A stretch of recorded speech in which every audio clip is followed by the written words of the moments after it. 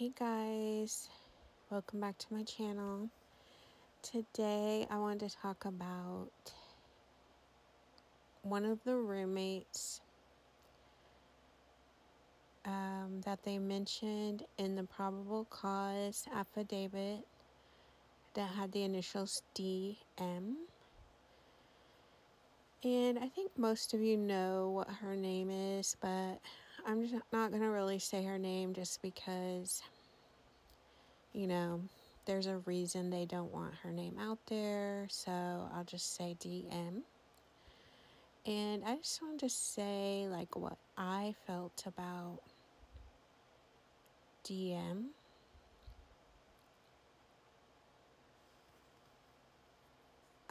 There's a lot of videos recently about DM. And just as a refresher, DM is... Let me move my camera here. Okay, so as a refresher, DM is the roommate who saw Bryan Kohberger the night of the murders. She's the one that came face to face with him and described him as having a face mask on and bushy eyebrows and being about 5'10". She's also the one who heard crying coming from Xana's room and heard who she thought was Kaylee say, "Is anyone here?" or "Someone is here." And she thought she heard Kaylee playing with the dogs. So, first of all, there's a lot of people that are speculating that she didn't hear Kaylee. She heard Xana say, "Someone is here," which is what is in the probable cause as well. But my thought is DM lived there. She knew what Kaylee sounded like more than we do. She knew what it sounded like when Kaylee played with her dog. So why are we all trying to make it be Bryan playing with the dog? Or make it be Xana saying someone's here? I think we should go by what DM said because, in the past she might have heard Kaylee say, lunch is ready. Like, she knows what it sounds like when the voice comes from where Kaylee is. She knows what it sounds like when Kaylee plays with her dog. So why are we acting like, oh, it must be Xana, it must be Bryan that was in there with the dog? So that was my first thought. It's like, I don't like that people try to change what DM said and make it fit their narrative. So that being said, early on I thought someone in the house had something to do with the murders because I was surprised, like a lot of you were, that there were survivors. And you just kind of think, well, how did they survive and the other ones didn't? So you kind of thought, well, maybe they're the ones that did it. So I did think that early on. My very first video about the murders, I called it The Murder Upstairs. And I said that I had heard, because I did hear this on the internet, that one of the roommates had murdered everybody and then called 911. And then she had tried to kill herself, and then another roommate called 911, is what I had heard, just a rumor. And I do say that in the video, that it was a rumor. So now we know that the two surviving roommates don't have anything to do with it. The police said Bryan Kohberger is the murderer. or the suspect. So my thoughts on DM is, I don't feel like we should be trying to make her guilty of something. It is odd that she waited so long to call 911 when she heard crying and saw a stranger in the house. But she is a victim too. She is a survivor, I should say. And we can't blame a survivor for what it took them to do to survive.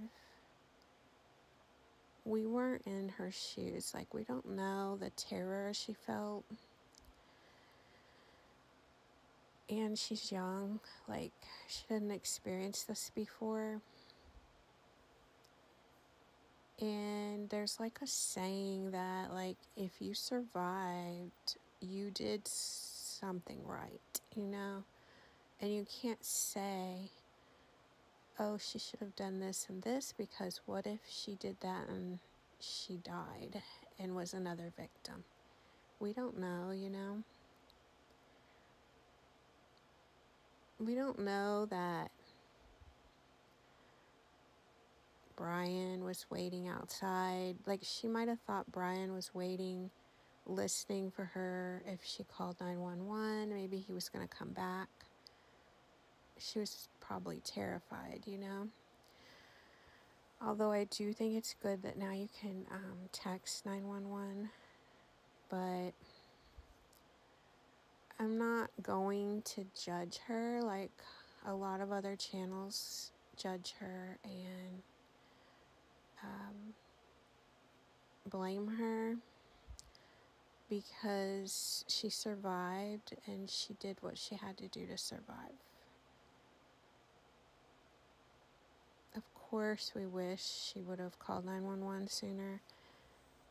I feel kind of like she would have texted the other surviving roommate, but maybe that roommate was asleep and didn't get her text, so she just didn't hear back from anybody. She might have thought there was more than one murderer or more than one stranger walking around the house. She might have thought she had to be really quiet. So I'm not going to blame her, and I don't really think anyone else should. I don't like really seeing the videos about her where people are trying to put her in the guilty category. I think if we didn't know Bryan Kohberger was the suspect, maybe it would be fair game to say she could have had something to do with it. Just like we did the ex-boyfriend and the grub truck guy. But I think it would be fair, like, to not say their names. But you have to remember, too, that a lot of YouTubers are getting paid for these videos. And if they do a video about DM, and maybe it gets 11,000 views, maybe they get $25, you know? So maybe they want to do 4 videos about DM to make it $100 day. So it's not necessarily that they even believe that she has anything to do with it. It's that they want $100 for the day. That's my opinion. I mean, I know you can watch whatever you want, but I think the police, you know, they know more than we do. So I think we should let them decide whether DM is someone that they should be looking at more closely. But I personally, I think that she just did what she had to do to survive. And maybe we should just let her have some time to get over all this. Like, it's gotta be, like, life-changing. I hear sometimes people feel like survivor's guilt. So, I just wanted to let you guys know what I thought about DM and that whole situation. And I'll see you in the next one. I know you told your friend you're not okay. And tell me what's wrong and why you never said you felt that way. And guess you're trying to stay strong and fake a smile until I look away. But I've known you too long, it hurts to watch your blue eyes fade to gray as you fade